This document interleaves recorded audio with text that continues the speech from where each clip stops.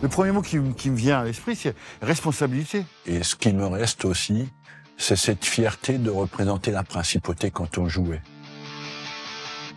Je trouve que l'AS Monaco, c'est beaucoup de poésie. C'est un club qui te laisse jamais insensible. Et qu'est-ce que Monaco il a fait dans tout ce parcours, c'est quelque chose d'extraordinaire. Ça a lancé quelque chose qui, je suis sûr, aurait jamais été pareil si j'étais pas passé par Monaco.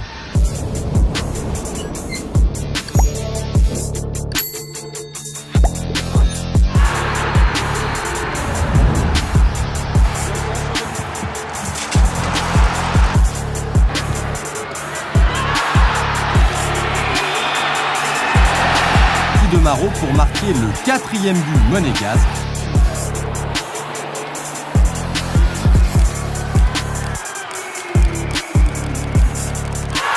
Au centre de Benjamin Mendy, et le deuxième but de l'AS Monaco.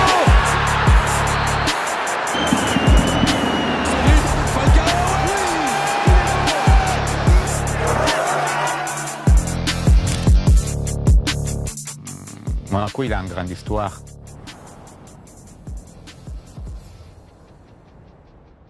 On est sur la seule des centaines. Et qu'est-ce que Monaco il a fait dans tout ce parcours, c'est quelque chose d'extraordinaire. L'AS Monaco a été fondé donc le 23 août 1924. C'est l'un des tout premiers à avoir évolué dans les différents championnats français depuis sa création en 1924. C'est l'un des clubs les plus anciens. Je crois qu'il a été affilié à la fédération avec le numéro 91, alors que maintenant on en est à des milliers. Футбольный клуб «Монако» — это клуб с огромной историей. Это не просто клуб, это команда, которая представляет страну. Monaco, club du championnat de France, donc entre guillemets club français, club de la principauté, club des princes, club d'un pays original et mythique lui-même. Monaco, il a une très belle image dans tous les domaines. La principauté, quoi qu'il arrive, est toujours là. Enfin, l'image du club, c'est d'être là. Écoutez, tout simplement, la SM Football Club, c'est le club de la principauté. Même si nous avons une petite équipe nationale, c'est vraiment le club qui représente la principauté à l'étranger. C'est un formidable ambassadeur pour la principauté. Le premier mot qui me vient à l'esprit, c'est responsabilité. C'est ce que je te disais tout à l'heure, on porte les couleurs d'un club, d'une ville et d'un pays surtout. Il faut que mentalement, tu sois prêt et tu comprends qu'est-ce que c'est Monaco. On a une vraie responsabilité en termes de comportement, en termes d'engagement. История клуба — это история, связана с историей семьи, княжеской семьи Монако, потому что многие поколения княжеской семьи поддерживали наш клуб. И я много раз видел, как его высочество поддерживает команду на играх, как искренне он болеет, и для нас очень важна его поддержка. Мы всегда ее чувствуем и всегда можем рассчитывать на помощь его высочества. Je pense que les joueurs partageaient ça aussi. Ils étaient conscients que jouer pour Monaco, c'est pas rien. C'est que tu représentes quelque chose de spécial. Et jouer pour l'AS Monaco, c'est pas que le samedi et le dimanche. C'est lundi, mardi, mercredi, jeudi, vendredi, et être prêt le jour du match. Ça a apporté, c'est que de se comporter avec un certain désir de classe et de ne pas être médiocre. Vous venez à Monaco, vous êtes à Monaco, vous jouez à Monaco. Vous avez obligation de résultat. Marseillais se font entendre, que Stéphanie retient son souffle et que Manu Amoros marque. Je vais vous raconter une anecdote, je rencontrais très peu de personnes. C'était avant la finale de Coupe de France contre Marseille en 90, 91, 12. On était à l'hôtel, en train de manger avec l'équipe, et la dame de l'hôtel vient et dit « Monsieur Ettori, on vous demande le téléphone ». Je me retourne, c'est Arsène Wenger, l'entraîneur à l'époque. Je dis « Arsène, qu'est-ce que je fais ?» Il me dit « Non, mais vas-y, c'est peut-être important ». Donc je vais, je décroche le téléphone. Le prince Régnat au téléphone, qui me dit « Bon, comment va l'équipe? Ça va, vous êtes en forme pour ce soir ?» Et à la fin, il me dit « Bon, je vivrai mal une défaite contre Marseille ce soir quand même. »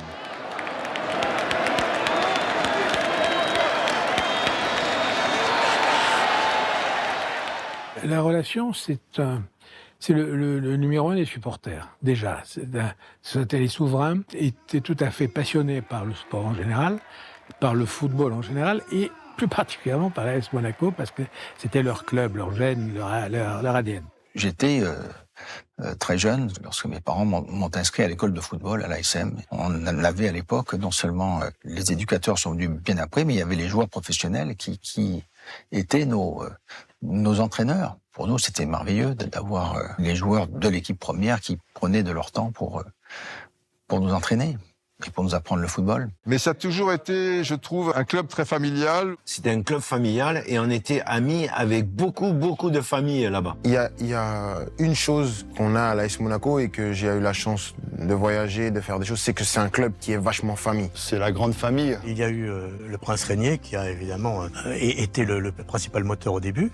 Maintenant, on a le prince Albert qui poursuit l'œuvre de son père. Tous les deux ont été toujours les premiers supporters de l'AS Monaco, y compris même les princesses, puisque la princesse Grace était aux côtés de son époux lors de la première finale. Elle a conçu le maillot à diagonale. Ce maillot, et après quand j'ai appris qu'il avait été dessiné par la princesse Grace, c'est remonté encore plus. Le premier maillot de l'AS Monaco, au cours de la saison 1924-1925 dans le championnat régional, était un maillot noir, si bien que les footballeurs de l'AS Monaco étaient appelés les Diables Noirs à l'époque. Et puis rapidement, après, les couleurs de Monaco sont devenues des maillots rouge et blanc, particulièrement à rayures verticales, rouge et blanc, qui a été le premier maillot connu de l'AS Monaco Foot. Après la première victoire de l'AS Monaco en Coupe de France en mai 1960, eh bien, la princesse Grace est imaginé un nouveau maillot, celui que l'on connaît tous. C'est celui qui est formé par la diagonale avec le rouge sur le cœur et le blason sur le cœur. Moi, ce que j'ai aimé, tout simplement à l'AS Monaco, c'est la continuité dans le beau jeu. À la radio, on disait toujours que Monaco jouait très bien.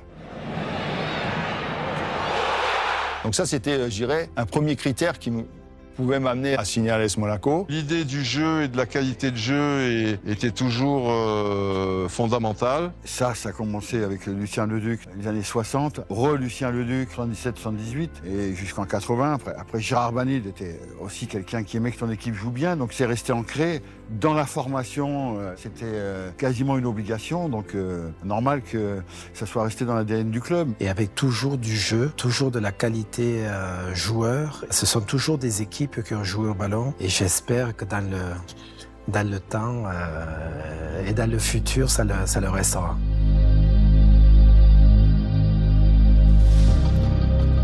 Moi, je dis que pour évoluer à Monaco, mentalement, il faut être encore plus fort qu'ailleurs. Il est plus facile d'exploser que de rester concentré.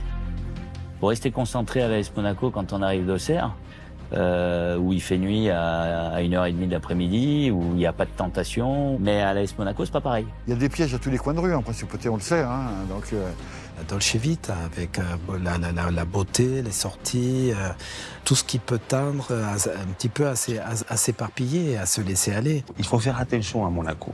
Mais au niveau football, on a tout pour.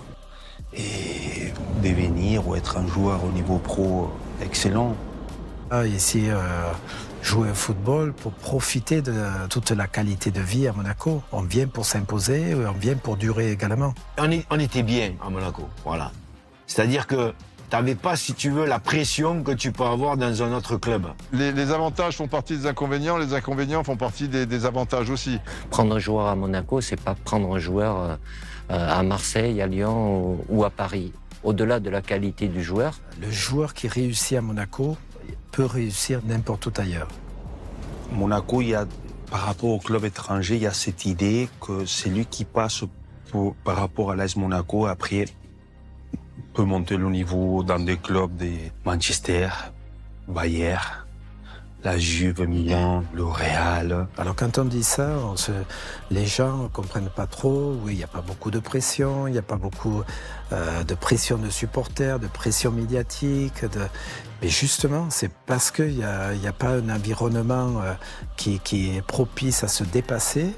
Le joueur doit retrouver des ressources en lui-même. La motivation, il fallait se la créer, alors que quand on va à Marseille, moi quand je suis arrivé à Marseille, le premier match, au stade Vélodrome, il y avait 50 000 personnes. La motivation, c'est ces gens-là qui te la créent quand tu rentres sur le terrain. Alors que là, à Monaco, il faut te la créer, la motivation. Il faut que tu sois fort mentalement. Tu n'as pas de supporters qui vont frapper à ta porte comme à Paris ou à Marseille. Après une défaite à Monaco, ça ne change pas trop la vie pour un joueur.